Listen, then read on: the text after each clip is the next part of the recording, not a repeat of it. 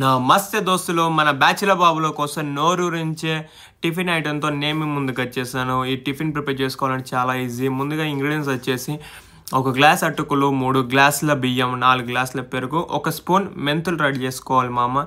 Ready చేసుకున్న తర్వాత ఒక బౌల్లో మనం అటుకులు అంతా వేసేయాలి. అటుకులు వేసిన తర్వాత సేమ్ మనం కొలత పెట్టుకున్న బియ్యం కొంచెం కూడా ఎక్స్ట్రా అవ్వకుండా ఒక బౌల్లో షిఫ్ట్ చేసుకోవాలి. ఒక బౌల్లో వేసేసుకొని మనం సైడ్ పెట్టుకున్న అటుకులు ఇందులో వేసేయాలి మామ.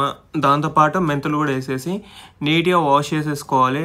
నీట్గా వాష్ చేసుకున్న తర్వాత మనం ఏదైతే వాటర్ ఉందో వాటర్ తీసేసి పెరుగు యాడ్ చేసుకోవాలి మామ. కొద్దిగా యాడ్ చేసుకోవాలి. ఒకటేసారి మొత్తం కుమ్మరిస్తే బాగోదు, ఎందుకంటే అది ఎక్కువ అయిపోతే కరెక్ట్ మెజర్మెంటే కాకపోతే ఎక్కువ అవుతుంది కదా. సో కొంచెం వేసుకొని కలుపుతూ ఉండాలి. అప్పుడు అది అటుకులు ఇంకా బియ్యము అండ్ మెంతులు మంచిగా కలిసేటట్టు మంచిగా చిక్క మిక్స్ చేసేసుకొని మూత పెట్టేసి ఒక 3 అవర్స్ సైడ్ పెట్టేయాలి మామ. 3 అవర్స్ సైడ్ పెట్టిన తర్వాత అది ఒకసారి స్పూన్ తీసుకొని మంచిగా కలుపుకోవాలి. దాన్ని వాటర్ అసలు యాడ్ చేయకూడదు మామ. ఏదైతే మనం ప్రిపేర్ చేసుకున్నామో ఉన్నది ఉన్నట్టుగానే వేసేసుకోవాలి. ఎందుకంటే ఇందులో ఆల్రెడీ పెరుగు ఉంటుంది కాబట్టి వాటర్ అంత యూజ్ ఉండదు. సో పిండి మొత్తం చిక్కగా పట్టుకున్న తర్వాత మనం ఒక బౌల్లో షిఫ్ట్ చేసేసుకొని ఒక 12 అవర్స్ అంటే నైట్ నుంచి మార్నింగ్ వరకు దాన్ని పులవనివ్వాలి. అది మంచిగా పులిచిన తర్వాత మనం ఒక గరిటె తీసుకొని దాన్ని ఒకసారి మంచిగా కలుపుకోవాలి. ఇందులో కొందరు సోడా ఉప్పు కూడా వేస్తారు మామ. నేను సోడా ఉప్పు వేయను. యాక్చువల్లీ సోడా ఉప్పు ఇస్తేనే బాగుంటుంది, కానీ సోడా ఉప్పు హెల్త్ మంచిది కాదు. చూడడానికి బాగుంటుంది, హెల్త్ మంచిది కాదు. నేను సాల్ట్ యాడ్ చేశాను.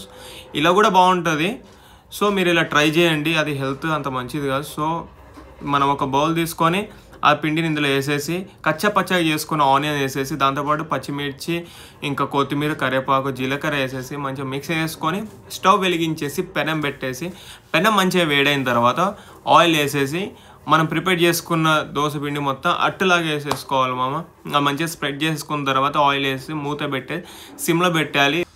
అది వేగిన తర్వాత తిరగొట్టేసి హైలో పెట్టేయాలి మామ. హైలో పెట్టిన తర్వాత కాసేపు అట్లా వేగిన తర్వాత మనం ప్లేట్లో షిఫ్ట్ చేసుకోవాలి. అండ్ ఇదే పిండిని ఇంకో స్టైల్లో కూడా వేసుకోవచ్చు, కాకపోతే ఇక్కడ పచ్చిమిర్చి, కరివేపాకు, కొత్తిమీర యాడ్ అవ్వదు. ఇందులో సేమ్ అదే ఆనియన్స్ కచ్చపాకు చేసుకొని తర్వాత జీలకర్ర వేసేసుకొని అందులో కారం వేసేసుకొని మిక్స్ చేసేసి పెనం మీద వేసేయాలి మామ. పెనం మీద వేసి మంచిగా స్ప్రెడ్ చేసుకొని సేమ్ అదే ప్రాసెస్ ముందు దోశ చూపించాను కదా, సేమ్ అదే ప్రాసెస్ మంచిగా స్ప్రెడ్ చేసేసుకొని పైన మూత పెట్టేసి సిమ్లో పెట్టేయాలి మామ. సిమ్లో పెట్టేసి కాసేపు అలా వేగనిచ్చేయాలి. వేగిన తర్వాత దాన్ని తిరగొట్టేసి హైలో పెట్టేసి కాసేపు వేగనిచ్చిన తర్వాత ప్లేట్లో సర్వ్ చేసుకోవాలి. ఇంతే, వెరీ సింపుల్ మామ.